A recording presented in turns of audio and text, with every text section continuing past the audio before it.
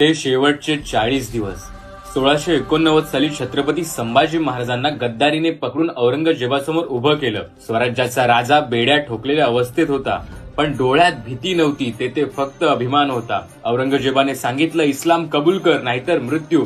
संभाजीराजांनी कपाळावर आठ्या साठवत ठाम उत्तर दिलं, मृत्यू 100दा स्वीकारेन पण धर्म सोडणार नाही. हे ऐकताच औरंगजेबाने क्रूर निर्णय घेतला, मृत्यूदंड. पण हळूहळू छळ करत, तडफडत आणि सुरू झाले ते शेवटचे 40 दिवस. पहिल्या दिवशी जीभ कापली, रक्तांच्या धारांनी माती लाल झाली. दुसऱ्या दिवशी डोळ्यात गरम सळई, पण महाराज शांत. मुखी एकच नाम, हर हर महादेव. तिसऱ्या दिवशी हातपाय छाटले, शरीर तुटलं पण आत्मा नाही. चौथ्या दिवशी अंगावर खिळे ठोकले, मांस ओरबाडलं. रक्ताच्या प्रत्येक थेंबातून महाराज फक्त म्हणाले, स्वराज्य, शिवराय, हर हर महादेव. त्या छळाच्या 40 दिवसांनी नरकही लाजला असेल, पण संभाजी महाराज तुटले नव्हते, झुकत नव्हते आणि त्यांच्या डोळ्यात अजूनही स्वाभिमान तसाच होता.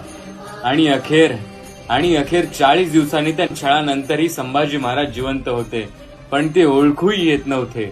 शरीर तुकड्या तुकड्यांमध्ये, रक्त चुकून काळं पडलेलं, मांस गळून हाडं दिसणारी ती आकृती, पण डोळ्यांमध्ये अजूनही स्वराज्याचा अभिमान.